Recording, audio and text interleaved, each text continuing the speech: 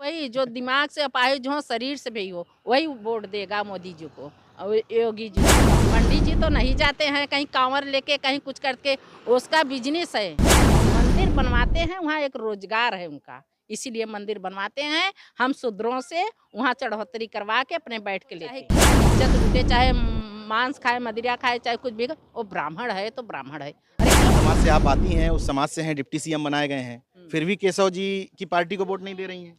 अरे क्या दें, हम जानते हैं ना कि उनसे लाभ क्या है। जैसे योगी मौर्य हैं तो हम पटेल में करें, जितने शूद्र जाति के हैं वो पंडित जी का बनाया इतिहास है, हम शूद्र में ही करेंगे।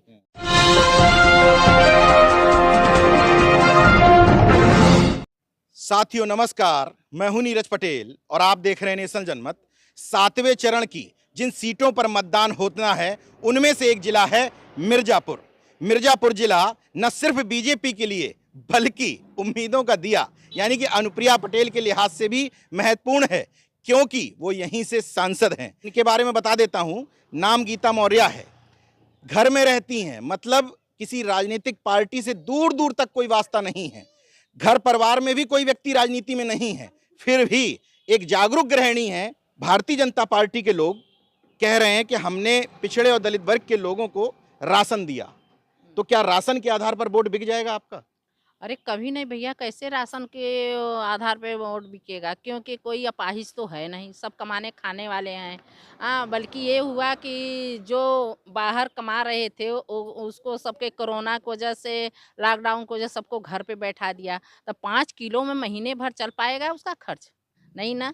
वही वही वोट देगा जो अपाहिज होगा, जो हर अंग से हीन होगा, वही 5 किलो पर बिकेगा। तो अपाहिज केवल शरीर से थोड़ी होते हैं, बुद्धि से भी तमाम हाँ अपाहिज हैं। हाँ हाँ, उनका तो क्या किया जाए? वही वही जो दिमाग से अपाहिज हो, शरीर से भी हो, वही वोट देगा मोदी जी को और योगी जी को, और नहीं तो नहीं देगा। अच्छा, इतना बढ़िया मंदिर बनवा रहे हैं योगी जी, मंदिर का भी असर नहीं। आप महिला हैं, महिलाओं को धार्मिक माना जाता है, हाँ। फिर भी मंदिर से कोई मतलब नहीं है। अरे मंदिर से क्या मिलता है, बल्कि जाता है लेके लोग, घर में पैसा हो या ना हो, ले चलो 200-400 पंडित जी बैठे हैं, अब ले चलो चढ़ोतरी करो, तो लेगा कौन? पंडित जी ही तो लेंगे।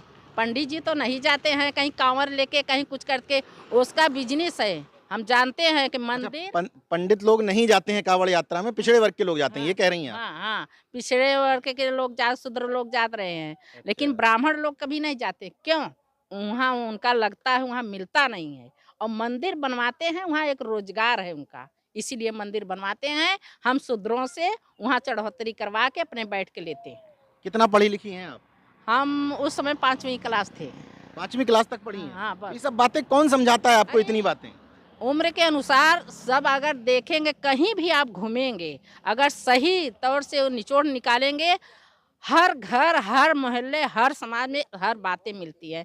हर जात को ब्राह्मण नहीं बोलते हैं, उसके बात, उसके ज्ञान को, उसके ब्रह्मांड को ब्राह्मण कहते हैं। हमें अच्छा लगा, हाँ ये बात सच। लेकिन गांव घर में ऐसा देखा जाता है कि एक जाति विशेष के लोगों को ब्राह्मण बना दिया है। हाँ, जाति को ब्राह्मण बना दिया। अरे चाहे गरीब हो, चाहे किसी की इज्जत लूटे, चाहे मांस खाए, मदिरा खाए, चाहे कुछ भी, वो ब्राह्मण है तो ब्राह्मण है। अरे क्यों ब्राह्मण है?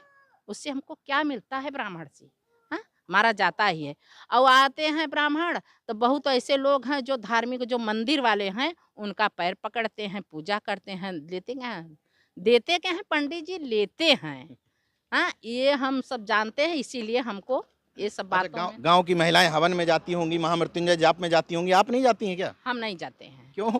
पहले जाते थे, जब ये जान गए कि ब्राह्मणों से हमको बहुत अधिक वो है, तब से हम छोड़ दिए हैं। जब हम जान गए, कहते हैं ना, जब जानो तभी मानो, जब उठो तभी सवेरा। तो क्या क्या जान गई, कोई घटना हुई है क्या तो ऐसी? एक दिन हमारे घर में, हमारे परिवार में, मान लीजिए कि सप्ताह बैठा था, उसी में वो पंडित जी बता रहे थे कि एक राजा थे, उनके कोई औलाद नहीं थे, तो हवन कराए, यज्ञ कराए, तब उनके पत्नी को सेब दिया गया, चढ़ा के दिया गया, तो खाएं तो गर्भवती हो गई।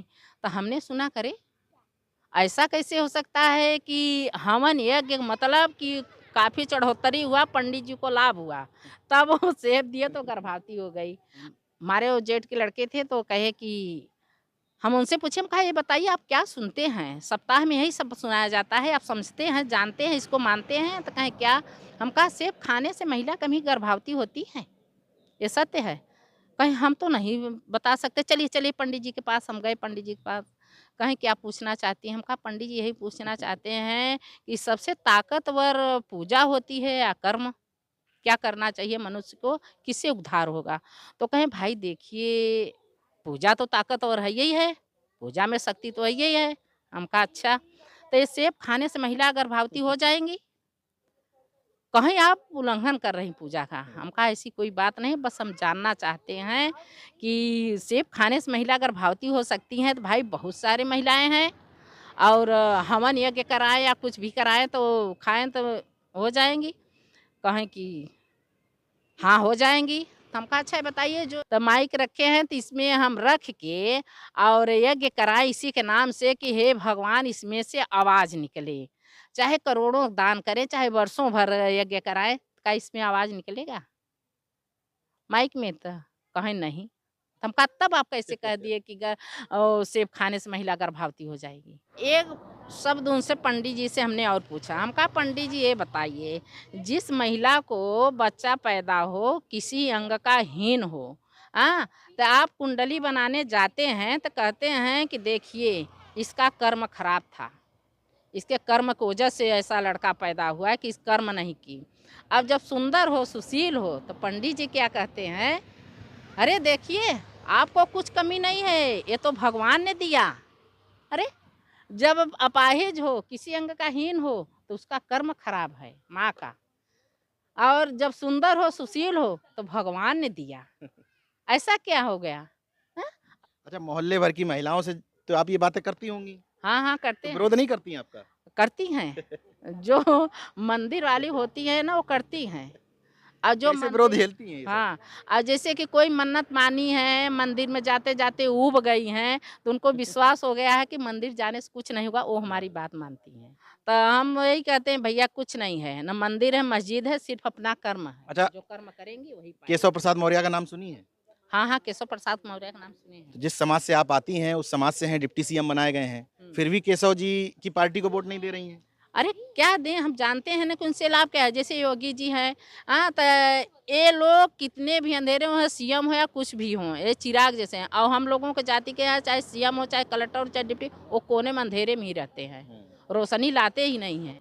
आप बीजेपी से नाराज हैं, तो वजह क्या है? केवल पाखंड और अंधविश्वास वजह है या फिर कुछ विकास की भी मामला है? नहीं, नहीं, विकास की मामला है, क्योंकि वो सड़क के लेकर के कि बीजेपी की ये तो सांसद विधायक हैं, हाँ, और सड़क नहीं बनी 5 साल से है, और कुछ भी सड़क का विकास हम लोगों की इतनी परेशानी है, 6-7 गाँव लोग उसी सड़क से आते-जाते हैं। मतलब कौन सी सड़क आपके गाँव तक जो पहुँचती है मिर्ज़ापुर से? हाँ, मिर्ज़ापुर कितने से, किलोमीटर होगा लगभग? अरे कम से कम 2-3 किलोमीटर होगा। एकदम सड़क खराब है, एकदम खराब है, वहाँ कार और नहीं जा पाती हैं। तो फिर कैसे जाते हैं लोग? हाँ, बारिश में तो और अधिक, अरे घूम-घूम के ऐसे-वैसे आए, कोई आने-जाने वाला है अगर सुनेगा कि वहाँ जाना है तो जाता ही नहीं। रिश्तेदार-विश्तेदार कोई नहीं, घर की है गाड़ी है अच्छा, जो। उस सड़क से कितने कितने गाँव जुड़े हुए हैं? उस सड़क से करीब 6-7 गाँव हैं। मतलब हज़ारों की संख्या में मतदाता रहता है वहाँ पे। हज़ारों से अधिक हैं, पर डे का आना-जाना है। अब आपके गाँव के लोगों ने कहीं कंप्लेंट नहीं की? अरे कंप्लेन की कोई सुनवाई ही नहीं है। गोपालपुर, राजापुर से सब कंप्लेन करते हैं लेकिन कोई सुनवाई नहीं है वहाँ से। क्या है, विधानसभा का चुनाव तब बनी है, सिर्फ़ गिट्टी भर पड़ी है। अच्छा, केवल गिट्टी डाल दी हाँ, चुनाव के समय में। चुनाव के समय में गिट्टी भर पड़ी है बस। बताइए, ये स्थिति है तब जब भारतीय जनता पार्टी दावा करती है कि हमने गड्ढा मुक्त सड़कें कर दी हैं। ऐसे ही हमारे गांव में ब्राह्मण लोग प्रचार करने आए। जब प्रचार करने आए प्रधानी का, तो हमने उनसे पूछा, ये बताइए भैया कि आप किसी को कर्ज देते हैं तो लेते हैं कि नहीं? तो उसने कहा बिल्कुल लेते हैं, क्यों नहीं लेंगे? हम कहा अच्छा ये बताइए कि हमारी उम्र क्या है? तो उसने पूछा कि आप ही बताइए। हम कहा हम बता दे रहे हैं कि हम 7 पंचवर्षीय ब्राह्मणों को वोट दिया। हाँ, तो ये बताइए कर्ज हुआ ना? दिया तो कर्ज हुआ ना? तो आप दिए कब हमको?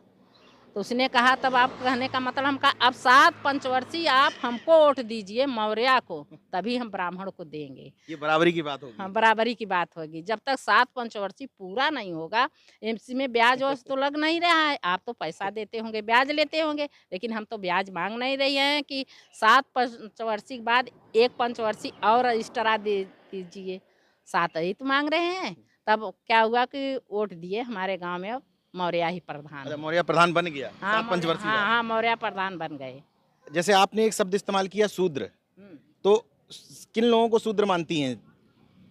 अरे शूद्र का, जैसे कि शूद्र तो मौर्य हैं, पटेल हैं, यादव हैं, हरिजन हैं, मतलब पिछड़े और दलित वर्ग के लोगों को सबको मिलाकर के एक मानती हैं। एक मानते हैं हम। उनमें हाँ, शादियां हो जाएं तो दिक्कत नहीं है। कोई दिक्कत नहीं। हम जानते हैं कि जैसे भैया को ब्राह्मण है, शुक्ला हो, मिश्रा हो और तिवारी हो, त्रिपाठी हो, सब में शादी करते हैं। तो वही, वो तो पंडित हो गए, सब जाति मिला के हाँ, पंडित हो मतलब गए। मिश्रा मिश्रा में नहीं करता, हाँ, नहीं नहीं, द्विवेदी कभी नहीं द्विवेदी में करते। नहीं करता। नहीं बिल्कुल करते, सही बात है। कभी नहीं करते। मतलब इतना हाँ, पता है आपको। हाँ, ये कभी नहीं करते। तो हम जैसे मौर्य हैं तो हम पटेल में करें। जितने शूद्र जाति के हैं वो पंडित जी का बनाया इतिहास है, हम शूद्र में ही करेंगे। तो अरे हमारा लड़का कोई किसी से शादी कर लिया, उसको पसंद है, हमारे फेवर की है लड़की, हमारा लड़का इंजीनियर है, इंजीनियर से शादी कर लिया तो हम कर लिए, तो हमारे परिवार वालों को बहकाते हैं। अरे उसके यहाँ कौन जाएगा, उसका लड़का तो ऐसा शादी कर लिया, और उनका लड़का चाहे जहाँ करे। वो कहते क्या है कि लड़कियों की जात नहीं होती अपने के लिए, लड़कियों की जात नहीं होती, पानी का रंग नहीं होता, सिर्फ ब्राह्मण के लिए। और शूद्र जाति के लिए तो सब जाति अलग होती तो है। आपके घर के लोग अगर अंतरजातीय विवाह करें तो आपको तकलीफ नहीं है? कुछ तकलीफ नहीं है। हमारे पास जब संपत्ति है तो सब गुण माफ हो जाएगा। हाँ, ये बात सही है। हाँ कमजोर आदमी के लिए समाज बना हुआ है। हाँ, एक कमजोरों के लिए, गरीबों के लिए समाज है, बिल्कुल। अमीरों के लिए नहीं है। आपका बेटा लखनऊ में रहता है जो, हाँ। वो अपने ऑफिस में और आप अपने घर में महापुरुषों की तमाम तस्वीरें लगाए हैं, हाँ। इसका क्या मकसद है? इसका मकसद यही है कि वो जो कार्य किए हैं हम लोगों के लिए, शिक्षा के लिए, अच्छे के लिए, इसीलिए लगाए हैं। ब्राह्मणों के भगवानों की तस्वीरें तो नहीं है? नहीं है, हमारे घर में नहीं है। क्यों नहीं है? अरे पहले थी, जब हम जानते थे कि हाँ ये हमेशा हमारे उसमें तुले हुए हैं, तब से हम निकाल दिए। उन तथाकथित बुद्धिजीवियों को देख लेना चाहिए जो राजनीतिक तौर पर भी समझदार हैं, अंतरजातीय विवाह की बात भी कर रही हैं। ये भी पता है कि पिछड़े और दलित वर्ग के लोग एक हैं, कोई थोड़ा सक्षम है, कोई थोड़ा अक्षम है। मैं ये नहीं कहता कि इस विधानसभा की या इस जिले की सभी महिलाएं इस तरह की हैं, लेकिन ये नकली उम्मीदों का दिया नहीं है, असली उम्मीदों का दिया है। इन जैसी महिलाओं की वजह से ही जागरूकता आगे बढ़ेगी।